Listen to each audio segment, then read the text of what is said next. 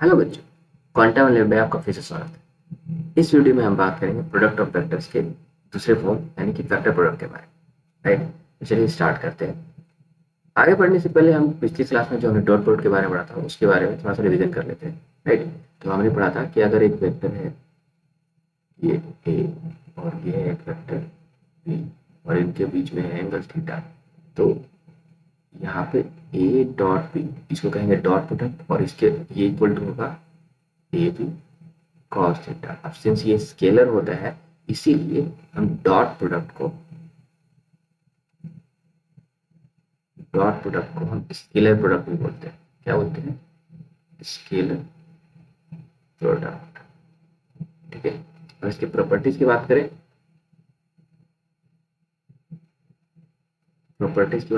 सबसे पहले होता है एसोसिएटिव प्रॉपर्टी। उसमें होता है क्या कि A dot B equals to होता है बी डॉट ए। राइट, दूसरा होता है डिस्ट्रीब्यूटिव प्रॉपर्टी। डिस्ट्रीब्यूटिव प्रॉपर्टी में क्या होता है कि वेक्टर ए को अगर हम लिखें A vector A dot B plus C, तो ये हो जाएगा vector A dot B plus vector A dot C. Right, कोई दिक्कत इसमें नहीं। थर्ड प्रॉपर्टी क्या था कि ए डॉट बी का मैक्सिमम जो वैल्यू होगा वो क्या होगा? A B. और ये होगा कब? राइट, ये होगा when cos theta mod of cos theta equals to 1। और इसका मतलब क्या है? विच इम्प्लाइज थीटा इक्वल्स टू इधर 0 और 180 डिग्री, ये दोनों में से कोई एक होगा तो मॉड ऑफ cos थीटा क्या होगा? 1 के बराबर है और ये है मैक्सिमम वैल्यू करेगा। ठीक है, नंबर 4 ए डॉट बी का हमारा मिनिमम वैल्यू क्या होगा? मिनिमम वैल्यू होगा 0।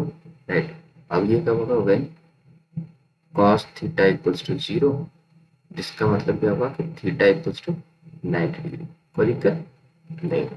इसमें फिर एक और चीज आता है कि ए डॉट बी, ठीक है, ये होगा पॉजिटिव कब? जब थीटा का वैल्यू 0 से थीटा का वैल्यू 90 के बीच में होगा। और निगेटिव होगा कब? जब 90 से थीटा का वैल्यू 180 के बीच में होगा। तो यहाँ पे ये ए डॉट बी का वैल्यू निगेटिव आ जाएगा। राइट, ये तो ए डॉट बी के बारे में। अब हम बात करते हैं कि इसी को अगर हम ना यूनिट वेक्टर के फॉर्म में बात करें तो हमें पता है कि आई कैप डॉट आई कैप करें तो ये दोनों सेम वेक्टर है। राइट, मतलब ऑब्वियसली ये भी आई कैप तो दोनों एक ही डायरेक्शन में हो जाएगा। तो यहाँ पे आई डॉट आई कुछ क्या होगा? आई स्क्वायर जो कि हो जाएगा 1। इसी तरह से सेम आ जाएगा जे डॉट जे के बीच में और सेम आ जाएगा के डॉट के बीच में। तो ए I dot I J dot J और के डॉट के का वैल्यू कितना आएगा? 1। लेकिन अगर हम आई डॉट जे करें तो इन दोनों के बीच का एंगल कितना है? जैसे ये हो गया हमारा आई कैप, इधर हो गया जे कैप और इधर हो गया के कैप।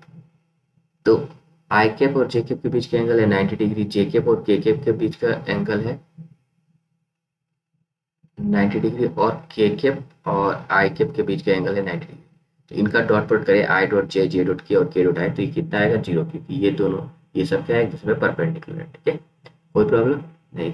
इसी तरह अगर दो वेक्टर है उनके कॉम्पोनेंट फॉर्म में लिखा रहेगा, ए डॉट बी लिख है यानी कि ये है A X I cap plus B X sorry A X I cap A Y J cap plus A Z K cap.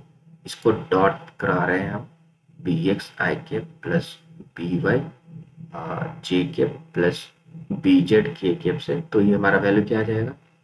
A X B X plus A Y B Y plus A Z B Z. ठीक है, ये तो क्या हमारे पास dot product component form. ठीक है, इसके बाद होता है कि इसका यूज कहाँ करते हैं? यूजेस, अगर यूजेस पे फोकस करें तो हम यूज कहाँ करे थे? पहला यूज होता है एंगल फाइंड करे थे, दो वेक्टर के बीच के एंगल फाइंड करेंगे। तो फर्स्ट है क्या? To find angle, to find angle angle between vector A and vector B, vector A and vector B. तो ये होता था क्या? cos theta equals to A dot B by A B. Right, ये एक तरीका हो गया यूजेस में। दूसरा यूसेज में क्या आता था कि to check orthogonal property, to check whether A vector A is perpendicular to B or not, right? तो इसमें क्या होता है कि if A dot B equal to 0, इसका मतलब क्या, which implies vector A is perpendicular to vector B, ठीक है। और नंबर 3 क्या होता था कि to find projection, projection of vector A on B, ये बी ऑन ए भी हो सकता था, मेरे पास सिंपल ही है। तो ये होता था ए डॉट बी अपॉन, और जिसके एलोंग निकालना था उसका मैग्नीट्यूड से डिवाइड करते थे, राइट, ये हो गया। और साथ ही साथ इसको ए डॉट बी जो है, B vector B by B करेंगे तो यूनिट वेक्टर बी आ जाएगा, यानी कि आ जाएगा ए बी के, राइट। ये हो गया हमारा स्केलर फॉर्म, किसके फॉर्म में, स्केलर फॉर्म। सेम अगर हम vector A dot vector B by B, इसको हम बी के यूनिट वेक्टर से मल्टीप्लाई कर देंगे, या और ये भी है, ये भी है ए डॉट बी कैप, इसको हम बी कैप से मल्टीप्लाई करते हैं, ये किसमें आ जाएगा, वेक्टर फॉर्म में, ठीक है। ये बेसिकली हम फाइंड क्या कर रहे थे, तो position of A on B, तो ये मान लेते हैं कि ये ए वेक्टर है और ये है हमारा बी वेक्टर। तो हम इस वेक्टर के बारे में बात करें, position of A on B, right, इस वेक्टर के बारे में बात करते हैं, राइट। कोई दिक्कत। तो ये तो था हमारे पास डॉट प्रोडक्ट के बारे में, हमने जो जो पिछले क्लास में पढ़ा था, ये उसके बारे में शॉर्ट में समझ था। अब हम बात करते हैं क्रॉस प्रोडक्ट के बारे में। तो क्रॉस प्रोडक्ट को लिखते कैसे, ये है vector A cross B vector, और ये इक्वल टू होता है A B sine theta N के। ध्यान रखना यहाँ पे क्या आ रहा है, एक तो हो गया यहाँ साइन थीटा है और दूसरा ये एन के। एन के क्या रिप्रेजेंट करता है, तो यहाँ आएगा हियर एन के equals two is unit vector perpendicular to the plane of vector A and vector B, ठीक है। ये एन कैप किसको रिप्रेजेंट कर रहा है, यूनिट वेक्टर को, जो कि ए और बी के प्लेन से परपेंडिकुलर हो। फॉर एग्जांपल जैसे कि अगर ये एक हम प्लेन लें, ठीक है, ये प्लेन, अब इस पे ये है वेक्टर ए और ठीक है, और ये है वेक्टर बी। तो जो ए क्रॉस बी होगा ना, ये इस प्लेन के परपेंडिकुलर होगा, इस प्लेन के परपेंडिकुलर, इस प्लेन के परपेंडिकुलर मतलब ये, तो ये डायरेक्शन हमें देगा ए क्रॉस बी, राइट। और इसी डायरेक्शन में जो यूनिट वेक्टर को वो हमारा एन। कोई दिक्कत। अब आपके मन में सवाल आना चाहिए कि बाय द डेफिनेशन ये क्या बोल रहा है, N cap is perpendicular to the plane of A cross B.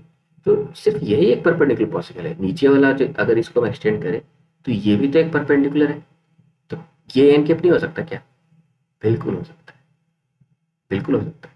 लेकिन अब हम डिसाइड कौन करें कि ए क्रॉस बी का मतलब डायरेक्शन कौन सा होगा, ए क्रॉस बी मतलब कौन सा डायरेक्शन, या ये। तो यहीं पे आता है हमारे पास एक रूल, इसके बारे में बोलते हैं हम राइट हैंड थंब। क्या बोलते हैं इसको, राइट हैंड थंब। अब ये है क्या, समझते हो, इसके कहने का मतलब है क्या है कि हम जो पहला वेक्टर है अगर ए की तरफ है, तो अपना जो राइट हैंड है ना, राइट हैंड को फर्स्ट वेक्टर की तरफ एक्सटेंड करेंगे और सेकेंड वेक्टर की तरफ कर्ल करेंगे।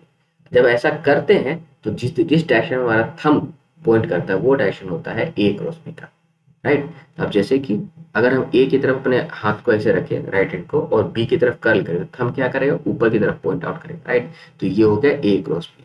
अब सही में अगर हम बी क्रॉस ए निकालना हो तो बी की तरफ हम चारों फिंगर्स को पॉइंट करेंगे और ए की तरफ कर्ल करेंगे, ए की तरफ मोड़ेंगे, तो थंब कहाँ रिप्रेजेंट कर रहा होगा, नीचे का डायरेक्शन, तो यहाँ से आ जाएगा ये, और ये बेसिकली रिप्रेजेंट कर रहा है बी क्रॉस ए, राइट। ये वेक्टर जो है वो बी क्रॉस ए रिप्रेजेंट कर रहा है, क्लियर। कोई दिक्कत नहीं। तो राइट हैंड रूल समझ में आ गया। हमें क्या करना है, अब फर्स्ट वेक्टर की तरफ यहाँ पे से स्टेप 1 अगर मैं करूँ तो extend right hand along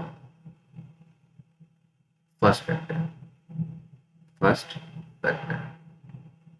or step 2, right, curl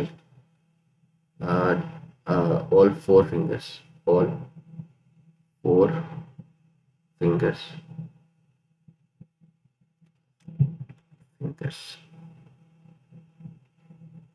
towards second vector, right। और क्या होगा, तो जब ऐसा कर पाएंगे हम तो जो होगा thumb will show the direction of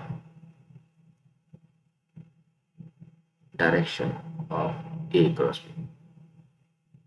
ठीक है, समझ में आई बात। ओके, तो ये हो गया A क्रॉस B, ये हो गया B क्रॉस A। कोई दिक्कत नहीं, समझ में आ रहा है, बिल्कुल, बहुत अच्छा। तो अब हम बात करते हैं प्रॉपर्टीज ऑफ क्रॉस प्रोडक्ट के बारे में, right. Properties of cross product, ठीक है। तो हमारा जो नंबर 1 प्रॉपर्टी होता है कि ये जो है ना एसोसिएटिव लॉ को फॉलो नहीं करता, right, does not follow, right, it does not follow associative law.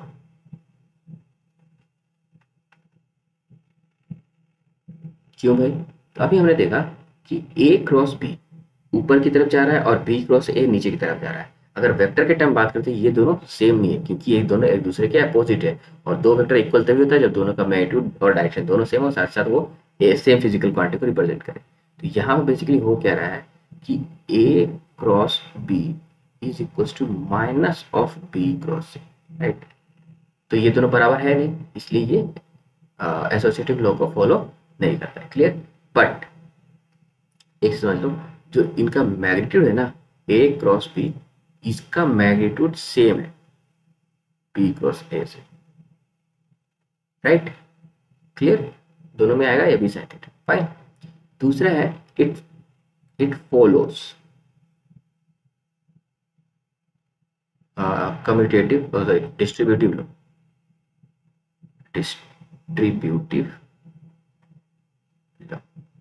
अब ये क्या कौन सा लो है, तो ये पता है, ये लो vector A cross B plus C. अच्छा, यहाँ पे एक कंडीशन है, ठीक है, ये तभी होगा जब ये ना हम ऑर्डर, वो जो ऑर्डर है, ऑर्डर ऑफ प्रोडक्ट, वो हम उसको चेंज नहीं करें। ऑर्डर प्रोडक्ट मतलब कि हम इसका ओरिएंटेशन को चेंज ना करें, जिस ऑर्डर में रखा गया है सारे वेक्टर्स को उसी वेक्टर में हम रखेंगे, तो ये एज डिस्ट्रीब्यूटिव लॉ को ही फॉलो करें, राइट। तो यहाँ पे हम लिख सकते हैं A cross B plus A cross C, right. यहाँ पे ए क्रॉस बी और बी क्रॉस ए नहीं लिख सकते हैं, इसी ऑर्डर में रखना पड़ेगा, ए क्रॉस बी प्लस ए क्रॉस सी, ठीक है, कोई दिक्कत नहीं। फिर यहाँ पे आता है ए क्रॉस बी का मैक्सिमम वैल्यू क्या होगा। हमें पता है ए बी साइन थीटा, और साइन थीटा का मैक्सिमम वैल्यू क्या होता है 1। तो यहाँ पे मैक्सिमम वैल्यू क्या आ जाएगा, ए बी, और ये कब होगा, when sine theta equals to 1 which implies theta equals to 90 degree. इसका मतलब क्या हुआ कि ए क्रॉस बी का मैक्सिमम वैल्यू क्या होगा, जब दोनों वेक्टर जो है एक दूसरे पे परपेंडिकुलर हो, ठीक है। दूसरा, ए क्रॉस बी का मिनिमम वैल्यू जो होगा वो क्या आएगा, 0, क्योंकि साइन थीटा का when sine theta equals to इधर 0 और 180 degree, sorry, sine theta equals to 0, और ये कब होगा, जब थीटा इक्वल्स टू 0 डिग्री या 180 डिग्री। कोई दिक्कत यहाँ पे नहीं, अच्छे समझ में आ रहा है, ओके। इसके बाद हम बात करते हैं यूनिट वेक्टर के क्रॉस प्रोडक्ट के बारे में।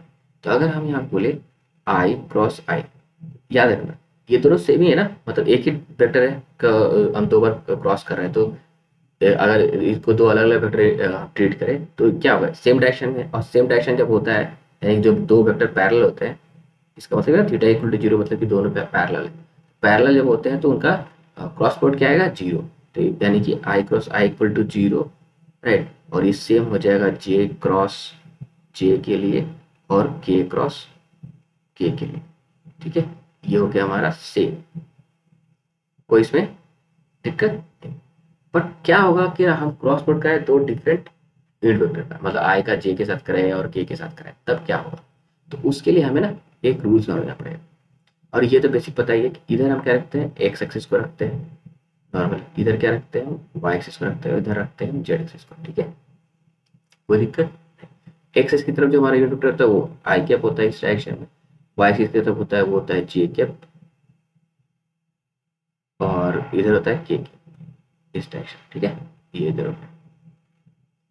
तो अब यहाँ पे यार एंटी क्लॉकवाइज अगर हम जाते हैं तो ये हम लेंगे प्लस में, और अगर क्लॉकवाइज जाएंगे, अगर हम क्लॉकवाइज जाएंगे ऐसे करके तो ये आ जाएगा माइनस में। अभी इसका मतलब क्या है अभी समझते हैं।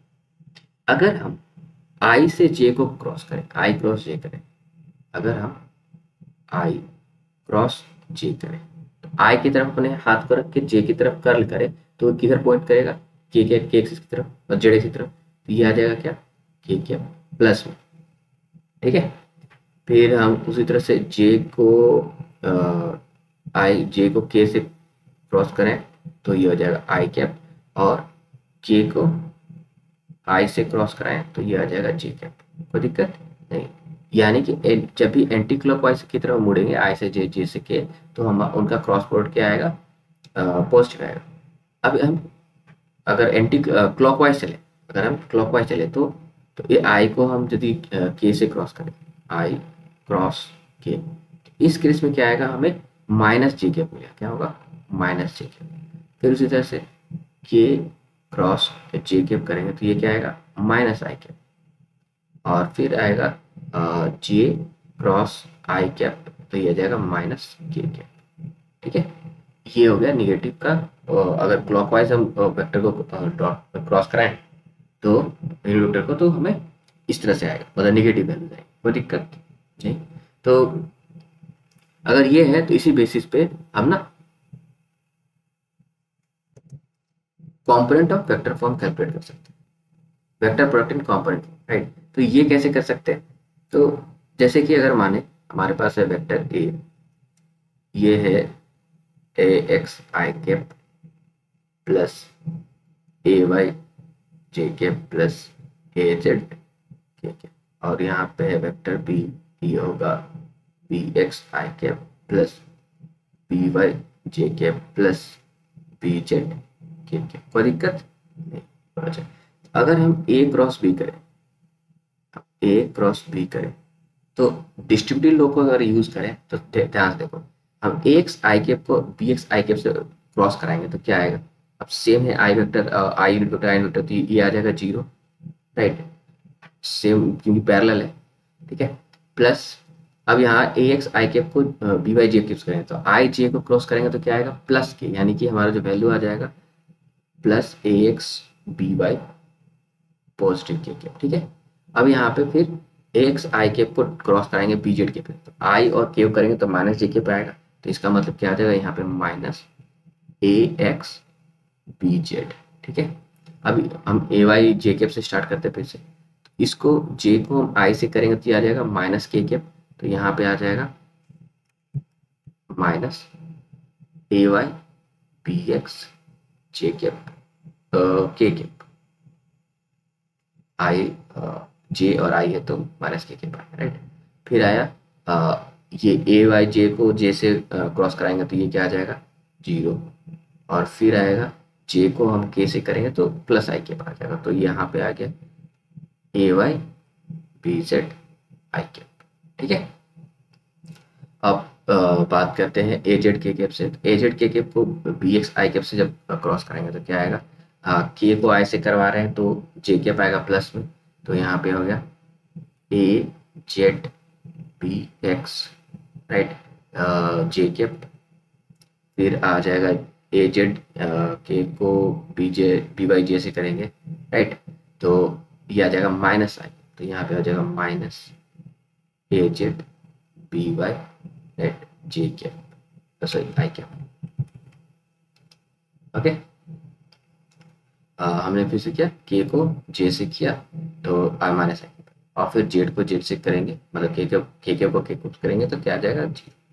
अब इसको अगर हम रीअरेंज करें तो आई कैप हमने ले लिया बाहर, आई कैप और कहाँ है यहाँ पे, तो हो गया A Y B Z, A Y B Z, right, minus में यहाँ पे A Z B Y, A Z B Y, फिर हमारे पास क्या है J cap plus J cap. अब जे कैप का हमारा टर्म कहाँ पे, अच्छा यहाँ छूट गया था, ए एक्स बी जेड आई और के, तो यहाँ पे माइनस जे कैप है, तो यहाँ पे आ गया ये है ए एक्स बी जेड और यहाँ पे ए जेड बी एक्स, तो हम यहाँ पे लिखते हैं ए जेड बी एक्स माइनस ए एक्स बी जेड, ठीक है, और फिर लिख रहे हैं प्लस के कैप, और के कैप के लिए हम यहाँ पे ले सकते हैं ए एक्स बी वाई माइनस के कैप है यस ए एक्स बी वाई, तो हो जाएगा ए वाई बी एक्स, कोई दिक्कत। अब इसको ही अगर हम रीअरेंज करें फिर से तो हम इसको लिख सकते हैं आई कैप, ये तो ठीक है, A Y B Z minus A Z B Y, right, minus यहाँ से कॉमन ले लेते हैं तो माइनस जे कैप, अब ये पहले आ जाएगा फिर, तो ए X B Z minus A Z B x और प्लस के कैप, ये हो जाएगा A X B Y minus A Y B x, ठीक है, ये हो गया हमारे पास ए क्रॉस बी का वैल्यू, ठीक है, कोई दिक्कत। ये हमने डायरेक्ट मेथड को डिराइव किया है कि नहीं, डायरेक्ट डिस्ट्रीब्यूटिव मेथड का यूज करके और क्रॉस प्रोडक्ट के कॉन्सेप्ट को यूज करके हमने ये फॉर्मूला डिराइव कर दिया। इजी है ना, बहुत छोटा सा फॉर्मूला है, याद रखने में आसानी होगी, है कि नहीं, ये है काफी डिफिकल्ट, राइट। अगर हम इसको सिंपल से देखें तो अगर हमारे पास एक वेक्टर है ए, एग्जाम्पल है vector A is equals to है हमारे पास I cap plus J cap plus K cap, right, और vector B is equals to है 2i cap minus J cap plus 2k cap, ठीक है। तो अगर हम यहाँ पे ये वाला फॉर्मूला यूज करें तो यहाँ से क्या हो जाएगा, देन यहाँ पे लिख सकते हैं A cross B, A equal to कितना हो जाएगा, तो ये हो जाएगा 2 माइनस 1 माइनस माइनस प्लस हो, तो ये हो जाएगा आई कैप, राइट, ए वाई बी जेड और माइनस ए टू ये ए जेड बी वाई, तो ये है 2 minus of minus 1, 2 minus of minus 1, ठीक है, माइनस जे, फिर आ जाएगा यहाँ पे 2 इंटू 1 2 माइनस 2, ठीक है, और फिर प्लस के कैप, ये आ जाएगा माइनस 1 और माइनस 2, तो यहाँ से हमारे पास आ गया क्या, 2 ये और ये माइनस माइनस प्लस और 2 1 3, तो 3 आई कैप और 2 माइनस 2 जीरो हो गया, तो यहाँ पे हो जाएगा जीरो, जीरो को लिखने की जरूरत नहीं, और माइनस 1 और माइनस 2, तो ये हो गया माइनस 3, तो माइनस 3 के कैप, ये हो गया हमारे पास ए क्रॉस बी का वैल्यू। इसलिए इस फॉर्मूला को यूज करके बस हमें याद रखना होगा ये फॉर्मूला, है ना, ठीक है। तो आगे बढ़े, अब जो कॉम्पोनेंट फॉर्म है ना उसको सॉल्व करने का ये डायरेक्ट मल्टीप्लिकेशन के अलावा एक और तरीका होता है, वो आता है हमें डिटरमिनेंट के से। अब यहाँ पर दिमाग में आएगा डिटरमिनेंट होता क्या है, तो डिटरमिनेंट को समझने के लिए हम पहले बात करते हैं। तो डिटरमिनेंट एक ना मैथमेटिकल ऑपरेटर होता है, ऑपरेटर क्या ऑपरेशन होता है डिटरमिनेंट, उसमें उसको मैग्नीट्यूड को हमको कैलकुलेट करना होता है, ठीक है। तो ऐसा कुछ सिंबल देखा होगा आप, जैसे मान लो कि यहाँ पे 1 2 3 4 ये सी, तो ये क्या है, ये डिटरमिनेंट का सिंबल है, और डिटरमिनेंट का मतलब क्या होता है, इनका वैल्यू कुछ निकलेगा, और वैल्यू कैसे निकालते हैं, तो हम क्या करते हैं, ध्यान देना, इन दोनों को मल्टीप्लाई करें, टॉप लेफ्ट वाले को बॉटम राइट वाले से मल्टीप्लाई करें, तो 1 इंटू 4 क्या हो जाएगा 4 माइनस, और फिर सेकंड ये जो कि 2 है इसको फर्स्ट बॉटम वाले से मल्टीप्लाई करेंगे तो 2 × 3 6 और ये आ जाएगा हमारे पास -2। तो इसका जो वैल्यू है ये आया -2। ठीक है, अब यहाँ देखना यहाँ पे दो मतलब कॉलम थे और 2 रो थे। तो ये जो डिटर्मिनेंट था ये 2:2 का था। क्या होगा डिटर्मिनेंट अगर 3:3 का हो? ऐसे करें, राइट। ये इस 3:3 है मतलब इसमें 3 रो हैं और 3 कॉलम है। लिख लेते हैं 1 2 3 4 5 6 7 8 9। ओके, ये है 3/3 का एक डिटरमिनेंट। इसका वैल्यू कैसे निकालेंगे? तो अब 3/3 का सॉल्व करने के लिए हमें एक स्पेशल टेक्निक यूज करना पड़ेगा, समझते हो। सबसे पहले हम यहाँ पे रखेंगे, ऐसे बस लर्न कर लो इसके बारे में, और डिटेल में मैथ्स में पढ़ोगे, जिनका मैथ्स है और इनका मैथ्स नहीं है बस यही फोकस करें। ये इजी ट्रिक बता रहा हूँ, याद रखने में आसानी। यहाँ पे क्या करूँगे हम, इसको प्लस माइनस और प्लस सिंबल पुट करें। अब हमें करना क्या है, ध्यान से पहले हम ये लेंगे प्लस साइन जो यहाँ पे है और ये फर्स्ट नंबर को क्यूब उठाएंगे तो ये हो गया 1। अब क्या है, इस वाले रो को और इस वाले कॉलम को हम छोड़ दें। ठीक है, अब क्या हुआ, इसको हम सॉल्व करेंगे डिटरमिनेंट इसका। तो 5 × 9 कितना होगा, 45 माइनस 8 × 6 48 है ना, ये हो गया। फिर यहाँ पे लिखेंगे -2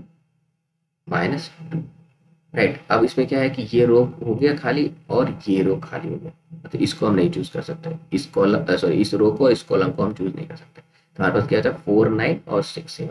तो 4 9 जा 36 माइनस 42 और फिर +3 आ गया। अब हम क्या होता है, इस रो और इस कॉलम को हम टच नहीं कर सकते, हमें इसके बारे में देखना होगा।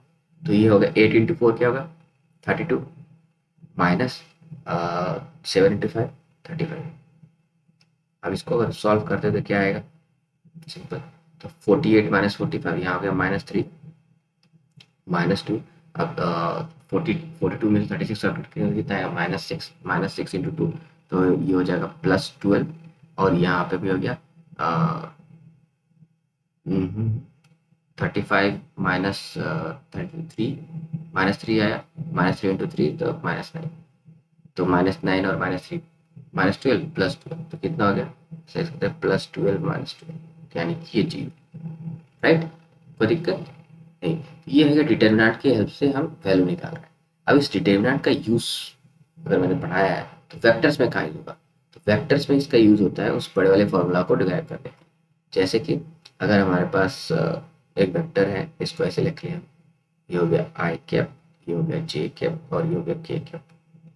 ये एक्स वेक्टर ए का जो कंपोनेंट हो गया कोऑर्डिनेट्स के साथ, तो ax, ये हो गया ay और ये हो गया az और यहाँ पे आ जाएगा bx, ये हो गया by और ये हो गया bz। ठीक है, अब यहाँ पे क्या करेंगे, सिंपल आई को बाहर निकालेंगे। ये अच्छा, ये प्लस माइनस प्लस, आई को बाहर निकाल करके इस कॉलम और इस रो को छोड़ देंगे। तो ay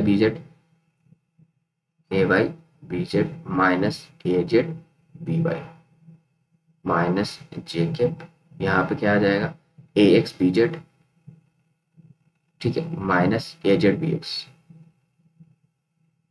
ठीक है, और फिर आ जाएगा plus K cap ax by minus ay bx। अब ये जो है a क्रॉस b का फॉर्मूला, देखो हमें ये रटना नहीं पड़ा, हमने बस डिटरमिनेंट की हेल्प से इसको तुरंत सॉल्व करके लिया है ना। तो ये काफ़ी इजी है, समझ में आ रहा है। अब अगर वही क्वेश्चन को हम फिर से करके देखें, यहाँ पे तो हमारे पास क्या था, हमने लिया था आई ए को आई कैप जे कैप के कैप और बी को 2i माइनस जे प्लस 2। तो यहाँ पे हम क्या लिखेंगे, vector A is equal to I cap plus J cap plus K cap और B is equal to 2i cap minus J cap plus 2 K cap, right. तो इसका हमें ए क्रॉस बी निकालना है, तो हम क्या करेंगे, हम सिंपल कर सकते हैं। यहाँ पे ये हो जाएगा आई कैप और ये हो जाएगा जे कैप। यहाँ ऊपर फ्रंट रो जो टॉप रो है हमारा फर्स्ट रो, वो आई कैप जे कैप के कैप। फिर हम यहाँ पे ए के कोएफिशिएंट लिखेंगे तो ये आएगा 1 1 1 और फिर भी इसके बी के कोएफिशिएंट लिखेंगे 2 -1 और 2। अब इसको हम सॉल्व करेंगे तो जब आई के पार रखेंगे तो ये 1 इंटू 2, 1 इंटू 2 यानी कि 2, और फिर माइनस, और ये 1 इंटू 1 यानी कि -1, ठीक है।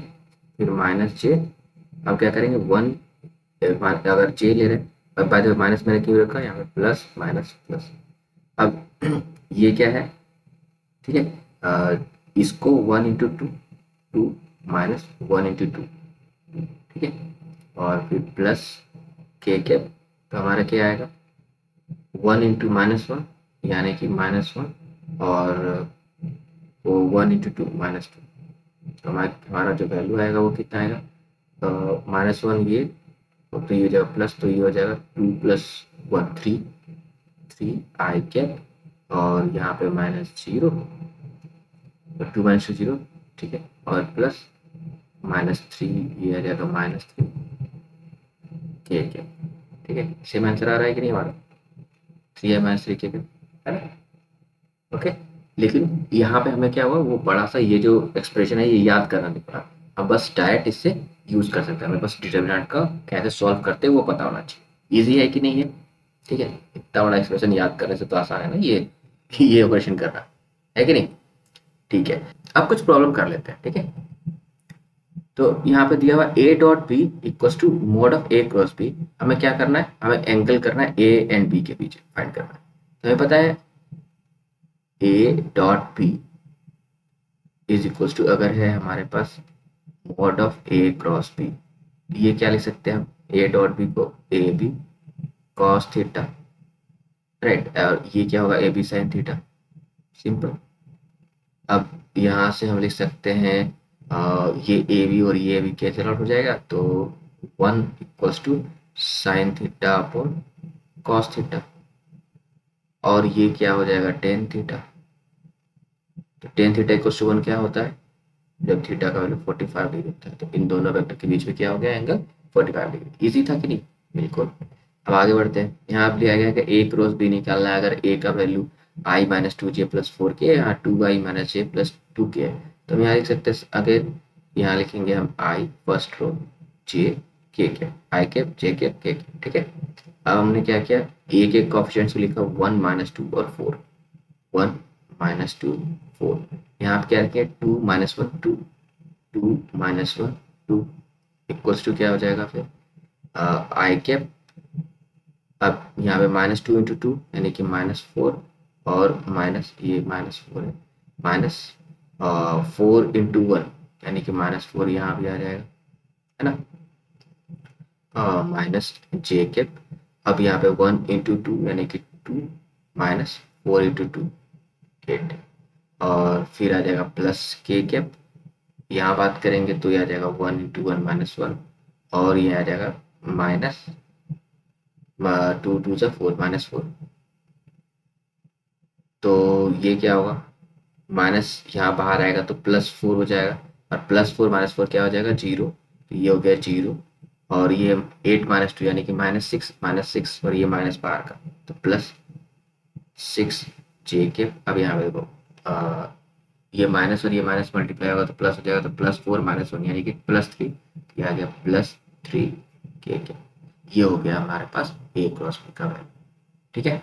तो हमें तो ये निकालना, फिर हमें निकालना है कि angle between A and B निकालना है। अब ये कैसे करेंगे, तो angle between A and B का हमें पता है वैल्यू साइन थीटा, एंगल कैसे निकालते हैं, sine theta equals to A cross B, right, A cross B, okay, divide by mod A mod, okay, क्योंकि ये ए बी साइन थीटा होता है ना।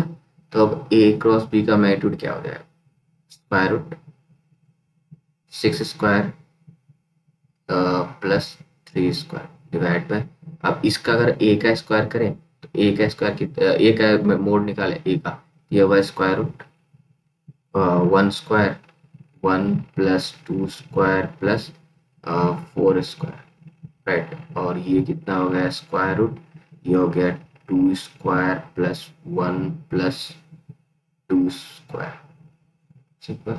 तो ये कितना होगा 36 36 और +9, तो ये हो जाएगा 36 और 9 कितना हुआ,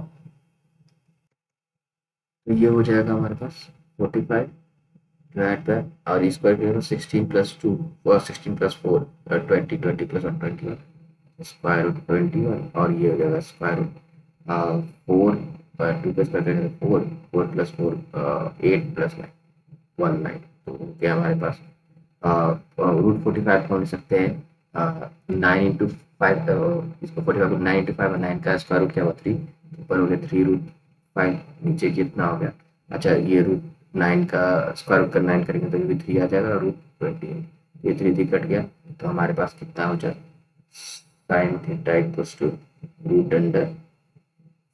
√5/20, ये हो गया हमारे पास वैल्यू एंगल का वैल्यू लिख लेंगे theta = sin inverse square root 5/20, ठीक है, ये हो गया एंगल दोनों के बीच का वेक्टर, ठीक है।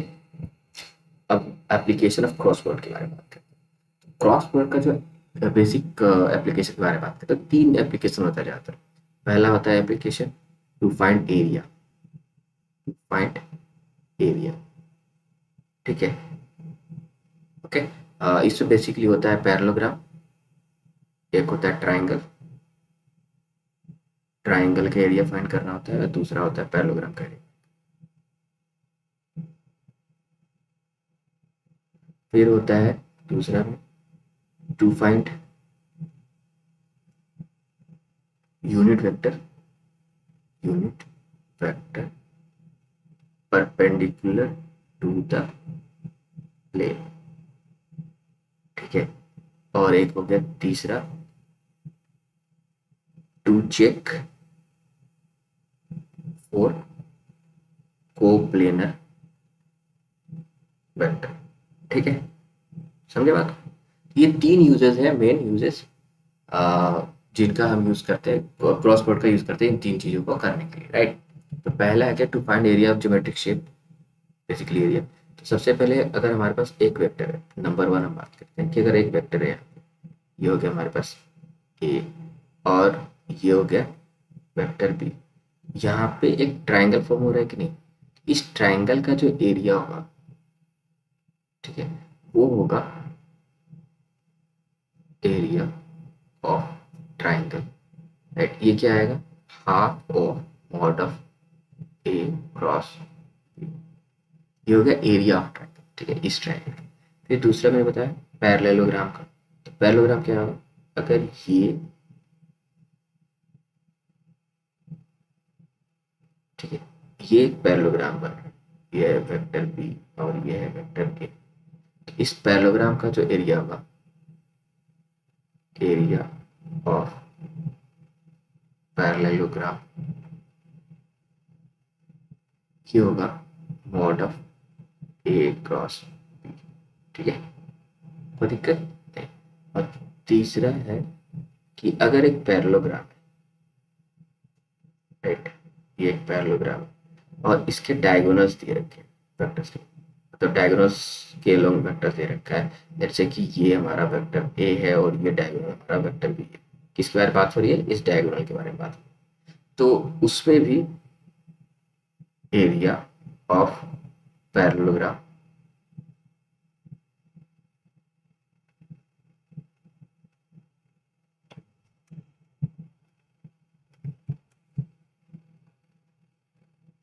ये भी यहाँ पे मॉडल ए क्रॉस बी, ध्यान रहे दोनों में डिफरेंस क्या है कि यहाँ पे ए और बी दोनों साइड है, मतलब along the side sides of the parallelogram है, और यहाँ पे ए और बी जो है वो डायगोनल ऑफ पैरेललोग्राम, ठीक है। ये सब है फॉर्मूला, कोई दिक्कत नहीं। अब इस पे एक क्वेश्चन कर लेते हैं, क्लियर हो जाएगा।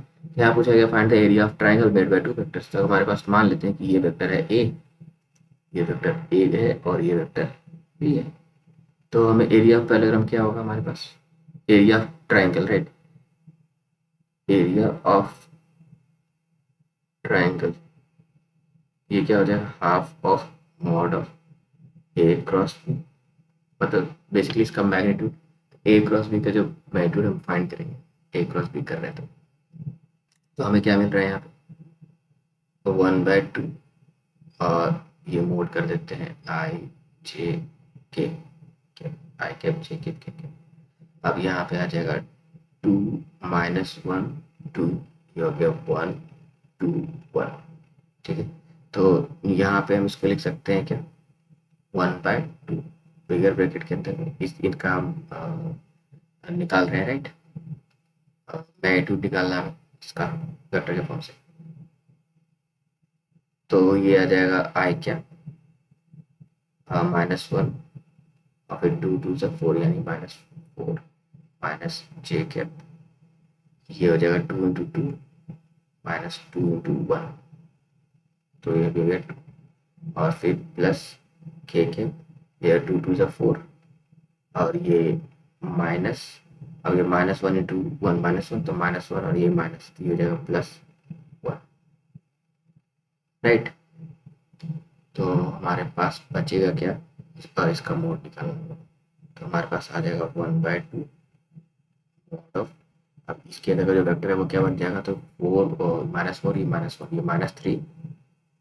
-3 आई कैप, सॉरी -5 आई कैप, ये -5 आई कैप और ये है 2 और 2 कट गया तो ये बाकी +2 -2 जीरो हो गया, तो यहाँ पे हो जाएगा जीरो, इसको नहीं लिखते, ये हो गया 4 + 1 तो ये हो जाएगा +5 के राइट इसका। तो हमें पता है कि अगर इसका मैग्नीट्यूड निकालेंगे तो क्या हो जाएगा 5√2 है ना, तो हमारे पास आ जाएगा वैल्यू 1/2 इंटू 5√2 यानी कि 5/2 into √2, okay simple square unit, ठीक है कोई दिक्कत, ये आ गया। इसी तरह से अगर हम दूसरे में देखते हैं कि हमें पैरेललोग्राम का निकालना है जिसमें हमें ए का वेक्टर दे रखा है बी दिखा है, तो हमें पता है पैरेललोग्राम का एरिया बराबर क्या होगा, mod of A cross B, और पहले हम ए क्रॉस बी निकालेंगे, पहले हम ए क्रॉस बी निकाल लेते हैं। ए क्रॉस बी निकालने के लिए हमें क्या करना पड़ेगा, कोई मोड नहीं लगा, तो हमें क्या निकालना पड़ेगा, सबसे पहले ये हो गया आई जे के, ये क्या हो गया 1 1 2 और ये हो गया 2, सॉरी ये है जे का कोई कंपोनेंट, आई यहाँ पे कोई आई का कंपोनेंट, तो ये आई का क्या होगा 0, जे का 2 और के का 1, ओके। तो सॉल्व करेंगे तो हमारे पास क्या है आई कैप, अब 1 इंटू 1 1 -2 2 इंटू 2 4, ठीक है, फिर आएगा -j और -j करेंगे तो यहाँ 1 इंटू 1 1 और ये 0 0 इंटू, तो ये हो गया -0, फिर आया प्लस के कैप, तो ये हो जाएगा 1 इंटू 2 2 -0, तो हमारे पास क्या आएगा, यहाँ पे हो गया -3 आई कैप और ये हो जाएगा -j कैप और ये हो गया 2 के कैप +2 के, ठीक है, कहीं कोई प्रॉब्लम नहीं ना, कैलकुलेशन चेक कर लो, आई है यहाँ पे तो 1 इंटू 1 -2 2 4 -j, तो ये होगा 1, ठीक है 1 इंटू 1 1 0 2 2 0, और यहाँ पे फिर अगर के को ले रहे हैं तो हमारे पास 1 इंटू 2 2 -0 2 1 0, तो ये आ गया हमारे पास। अब हमें निकालना है एरिया ऑफ पैरेललोग्राम,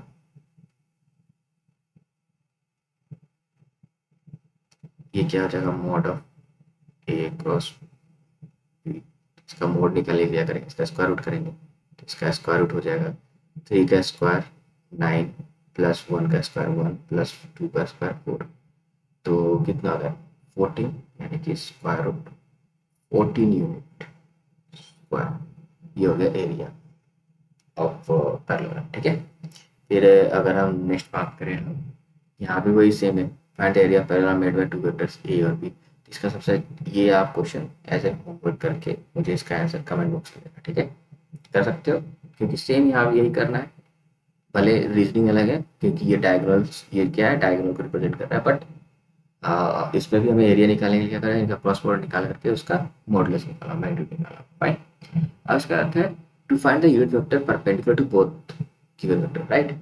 तो ये सिंपल सा है, देखो क्या है कि हमें पता है कि A cross B equals to क्या होगा, A B sine theta N के, राइट। तो हम यहाँ से लिख सकते हैं एन के इक्वल्स टू, ये जो है ये है यूनिट वेक्टर, इसी को निकालना हमें, तो ये होगा A B sine theta, sorry A cross B divide by A B sine theta. ठीक है, अब ध्यान रखना ए बी साइन थीटा था क्या, ये जो वैल्यू था, और इसके साथ ए क्रॉस बी, इसको क्या लिख सकते हैं, mod of A cross B, A B sine theta तो mod of A cross B थी ना, और ये एन कैप लिख सकते थे। तो फिर यहाँ से जा सकता है, और N cap is equal to vector A cross vector B divide by A B A cross B का मैप। ठीक है, याद रहेगा, ये दोनों हम यूज कर सकते हैं यूनिट वेक्टर फाइंड करने के लिए, कोई प्रॉब्लम नहीं। ज़्यादातर इसी सेकंड वाले का ही हम यूज करेंगे, क्योंकि एक को हमारे पास रहेगा कॉम्पोनेंट फॉर्म में, बी भी कॉम्पोनेंट फॉर्म में, ए क्रॉस बी इसी कैलकुलेट कर सकते हैं, और फिर ए क्रॉस बी का मैग्नीट्यूड दोनों पर कैलकुलेट करके हम इसका इन्वर्टर इजीली फाइंड किया जा सकता है। कहीं से कोई दिक्कत नहीं आ रहा है सवाल? ठीक है, अब यहाँ पे एक चीज आता है, देखो समझो बात यहाँ पे, कि अगर हमारा ये है वेक्टर, ये वो प्लेन है, तो यहाँ पे अगर हम ए बात करें और ये है वेक्टर बी, तो ए क्रॉस बी अगर हमें यूनिट, हमें क्या निकालना है, find the unit vector perpendicular to both the given vectors. तो हमें एक ऐसा यूनिट वेक्टर फाइंड करना है जो कि इन दोनों के परपेंडिकुलर हो। अगर हम ये एन कैप के बारे में बात करें, तो ये एन कैप तो सिर्फ इसको, इस डायरेक्शन को रिप्रेजेंट करेगा ना, A cross B, right hand thumb का यूज करके देखो ये कौन सा बता रहा है, ये एन कैप। पर अगर कायदे से देखा जाए तो ये भी हमारा एक यूनिट वेक्टर होगा जो इसके इन दोनों में परपेंडिकुलर, इसकी इस पूरे प्लेन में परपेंडिकुलर होगा, है ना। ये बाय द वे अगर इसको n1 माने तो ये n2 केप, और ये भी यूनिट वेक्टर है perpendicular to this plane, right. तो इसीलिए क्या करते हैं, यहाँ पे हम प्लस माइनस लगाते हैं, क्या लगाते हैं, प्लस माइनस, ये ध्यान रखो। ओके, कोई बात, कोई प्रॉब्लम, बिल्कुल नहीं, ठीक है ना, आगे बढ़े। तो इस क्वेश्चन में देख लेते हैं, यहाँ पे क्या है, find the unit vector which is perpendicular to both the following A and B. कर सकते हैं, यहाँ भी हमें क्या करना है, ए क्रॉस बी निकालना है, और फिर उसके मैग्नीट्यूड से इसको डिवाइड कर देना है, तो हमें एक वेक्टर मिल जाएगा, उसके आगे प्लस माइनस सिंबल लगा देंगे, राइट। एन के बराबर क्या हो जाएगा, plus minus A cross B divide by mod of A cross, right. हो जाएगा, इसको भी ऐसे होमवर्क आप ट्रीट कर सकते हो, और इसका भी आंसर आप बता सकते हो मुझे कमेंट बॉक्स में, ठीक है। और इसका आता है condition of coplanarity. Condition of coplanarity simple है, लॉजिक है इसका, कि यहाँ पे अगर मान लेते हैं कि एक प्लेन है और इस पे तीन वेक्टर है, एक वेक्टर हो गया वेक्टर ए, वेक्टर बी, और ये हो गया वेक्टर सी। अब अगर ये तीनों कोप्लेनर होंगे तो समझो हम दोनों में से कोई भी एक वेक्टर, दो वेक्टर का क्रॉस प्रोडक्ट करें, ए क्रॉस लेट से बी, ठीक है। तो ए क्रॉस बी किधर आएगा, ऊपर की तरफ परपेंडिकुलर टू द प्लेन, और फिर उसका डॉट प्रोडक्ट करें तीसरे वेक्टर के साथ में, तो क्या आएगा, जीरो। क्योंकि जो भी ए क्रॉस बी होगा, अगर ये तीनों कोप्लेनर है ना, तो ये जो ए क्रॉस बी है, ये सभी वेक्टर जो कि इस प्लेन पे लाई करते हैं उस पर परपेंडिकुलर होगा। और अगर सी ए क्रॉस ए और बी के प्लेन में एग्जिस्ट करता है, तो इसके साथ ही ये 90 डिग्री का जो ए क्रॉस बी हमारा आएगा, वो इस वेक्टर के साथ भी 90 डिग्री का एंगल बनाएगा, राइट। और इस कायदे से इसका वैल्यू जीरो होना चाहिए, डॉट प्रोडक्ट, क्लियर। तो ये है हमारा चेक करने का मेथड कि कोई तीन वेक्टर कोप्लेनर है। कोई भी दो वेक्टर को हम उनका क्रॉस प्रोडक्ट कराएंगे, और फिर तीसरे वेक्टर से डॉट प्रोडक्ट करवा करके चेक करेंगे कि जीरो आ रहा है, नहीं जीरो आ रहा है तो वो है हमारा कोप्लेनर, ठीक है। इस पे क्वेश्चन करते हैं, क्लियर हो जाएगा। जैसे कि यहाँ पे ए का वैल्यू दे रखा है, ए वेक्टर ए का, बी का दे रखा है, और सी का दे रखा है, और बोला गया कि तीनों क्या है, कोप्लेनर है। तो हमें ये बताना है कि एक्स का वैल्यू क्या है, और एक्स ये वेरिएबल है वेक्टर सी। तो हम ए क्रॉस बी कर लेते हैं पहले, तो ए क्रॉस बी करेंगे तो ये कितना आएगा, यहाँ पे रख लेंगे आई कैप जे कैप के कैप, ठीक है। अब अगर हम आई का कोएफिशिएंट देखें यहाँ पे ए वेक्टर में, तो हमारा है 2, जे का हो गया 1, और कोई भी के कैप का कोई कोएफिशिएंट नहीं है, तो यहाँ पे हम पुट कर लेंगे 0, ठीक है। अब आता है यहाँ पे बी में, यहाँ 1 2 और 1, 1 2 और 1। अब यही यूज करेंगे तो ये क्या आ जाएगा, आई कैप, ये हो जाएगा 1 इंटू 1 1 माइनस 0, राइट, फिर माइनस जे कैप, फिर आ जाएगा ये 2 इंटू 1 2, और ये माइनस 0, 1 इंटू 0 0, फिर आएगा प्लस के कैप, ये आ गया 2 2 2 जा 4 माइनस 1 इंटू 1 1। तो यहाँ से जो वैल्यू आएगा ए क्रॉस बी का वो क्या आ गया, आई कैप माइनस 2 जे कैप और हो गया प्लस 3 के कैप। ये हो गया ए क्रॉस बी का, राइट। अगर हम ए क्रॉस बी का हम ए क्रॉस बी, ठीक है, उसको डॉट सी करते हैं क्योंकि ये दोनों कोप्लेनर है, मतलब ये क्वेश्चन में दे रखा है कि ये तीनों क्या है, कोप्लेनर है। तो ये आना चाहिए 0, right. If since vector A, vector B and vector C are coplanar, ठीक है। तो यहाँ पे हम क्या कर लेंगे, ए क्रॉस बी का वैल्यू निकाला है क्या, आई के माइनस 2 जे के प्लस 3। तो और इसको हम सी से अगर डॉट पुट कराएंगे तो क्या आएगा, 3 इंटू 1 तो 3, और यहाँ पे -1 है और यहाँ -2 है तो प्लस 2, और यहाँ पे x है और यहाँ 3 है तो प्लस 3x इक्वल टू 0, यानी कि 3x इक्वल्स टू -5 और x इक्वल्स टू -5/2। ये है हमारा आंसर, ठीक है। तो x का वैल्यू कौन सा है यहाँ पे, -5/2। कहीं से कोई दिक्कत, 3 इंटू 3 -2 यानी प्लस हो गया +2 और यहाँ पे 3x जी। x का वैल्यू कितना है, -5/2। ओके, तो हमने इस वीडियो में क्रॉस प्रोडक्ट के बारे में पढ़ लिया। हमने जाना कि क्रॉस प्रोडक्ट क्या होता है, क्रॉस प्रोडक्ट में हमने डायरेक्शन चेक किया कि एनकेप का मतलब क्या होता है, कौन सा डायरेक्शन होता है, राइट। कोई दिक्कत नहीं। अच्छा, यहाँ पे ना एक चीज़ें और मैं बता रहा था जो शायद छूट गया है, वो था डायरेक्शन के regarding, right. Properties of vector product में यहाँ बात कर लेते हैं कि अगर दो डायरेक्शन है, राइट, ये है क्रॉस, इसका मतलब होता है इनटू द पेज, इसका मतलब है इनटू द प्लेन, प्लेन और page, right. Into the plane का मतलब कि जो हमारा स्क्रीन देख रहे हो, राइट, उस पे कोई ऐसा वेक्टर है जो कि उस पे परपेंडिकुलर हो और अंदर की तरफ जा रहा हो, तो ये वो डायरेक्शन को मेंशन करता है इनटू द। और अगर हम ऐसे करें तो ये डायरेक्शन किसको रिप्रेजेंट करता है, आउट ऑफ द प्लेन को। यहाँ प्लेन का मतलब स्क्रीन से, राइट, तो स्क्रीन के परपेंडिकुलर, मतलब कोई ऐसा वेक्टर जो तुम्हारे स्क्रीन से परपेंडिकुलर हो और तुम्हारी तरफ आ रहा हो उसका डायरेक्शन, तो ये वो रिप्रेजेंट करेगा, राइट। और क्रॉस किसको रिप्रेजेंट करेगा, इनटू द प्लेन, मतलब स्क्रीन पे परपेंडिकुलर हो और अंदर की तरफ जा रहा हो, राइट, ठीक है। तो ये डायरेक्शन का सेंस काफी यूजफुल होता है क्रॉस प्रोडक्ट को समझाने के लिए, फाइन। तो ये हो गया हमारा क्रॉस प्रोडक्ट कंप्लीट, ओके।